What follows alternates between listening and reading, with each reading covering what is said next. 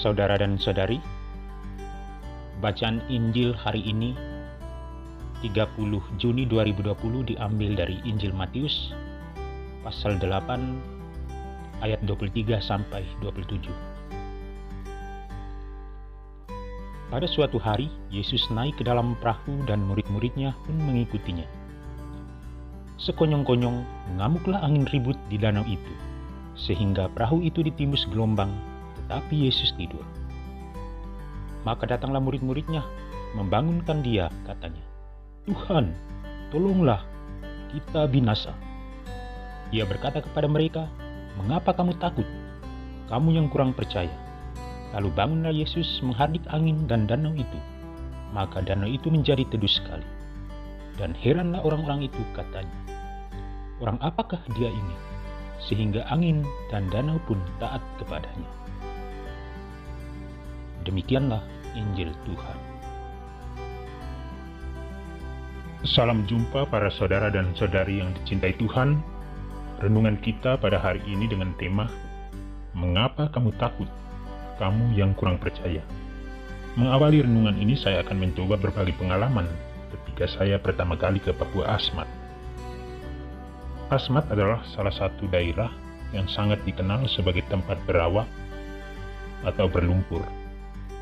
Bahkan juga dikenal dengan ombak yang sangat menakutkan.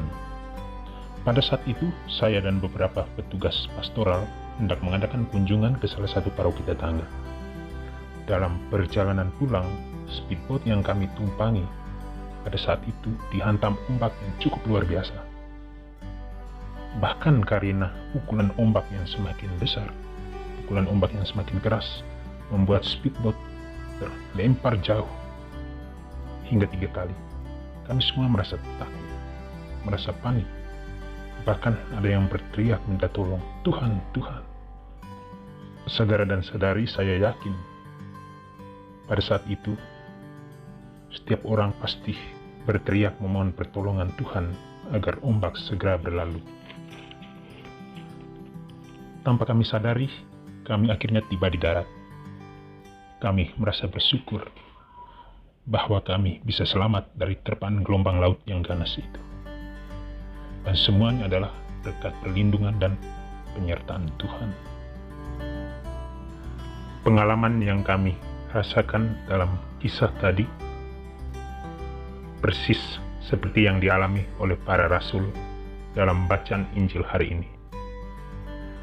Dalam bacaan Injil hari ini memperlihatkan bahwa beriman dan percaya kepada Yesus bukanlah hal yang mudah yang dimiliki oleh setiap orang.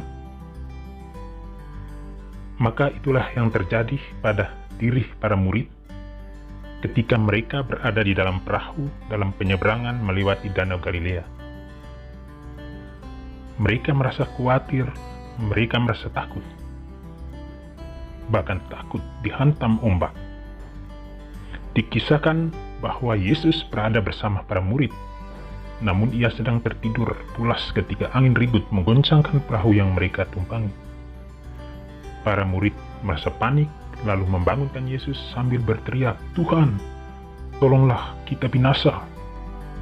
Teriakan "kita binasa" menunjukkan atau menandakan bahwa mereka merasa cemas, mereka merasa takut, bahkan khawatir akan diri mereka dan apa yang mereka alami pada saat itu ketika dihantam badai. Hanya saja karena Yesus sedang tidur membuat mereka panik. Apalagi ketika mereka tidak ada bersama Yesus. Entah apa yang terjadi. Mungkin mereka merasa tidak percaya. Saudara dan saudari, rupanya kedekatan dan kebersamaan mereka, para rasul, bersama Yesus selama sekian waktu yang dilewati belum tentu membentuk kedewasaan iman mereka, keyakinan mereka akan pertolongan Tuhan, keyakinan mereka akan kuasa Tuhan dalam diri mereka.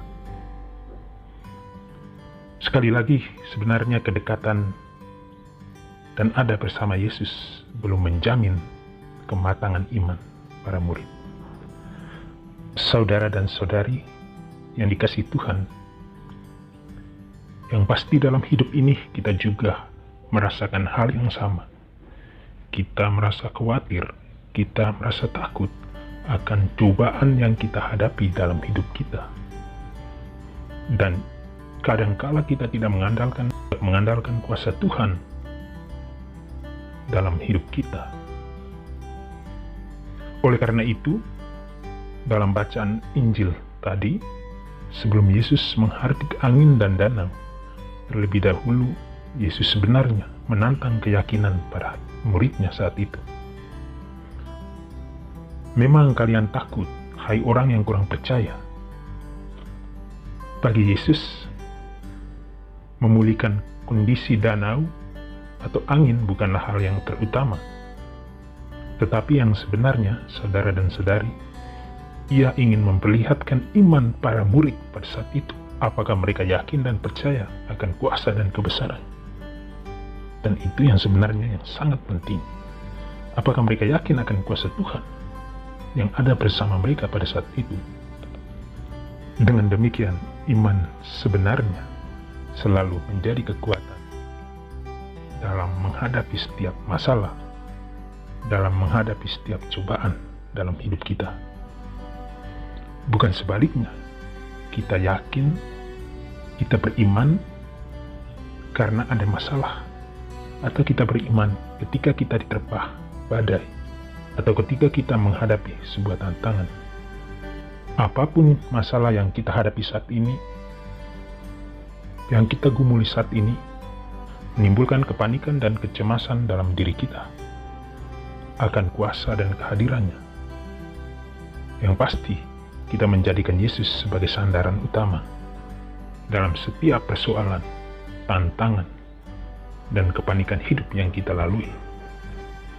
Jangan kita mudah terombang-ambing dalam menghadapi setiap tantangan dan persoalan itu. Persoalan kita terima setiap hari. Jangan sampai kita dipisahkan dari Tuhan. Dan apapun yang terjadi, kita berharap bahwa Tuhan hanyalah tumpuan satu-satunya harapan kita. Semoga Tuhan memberkati kita sekalian. Amin.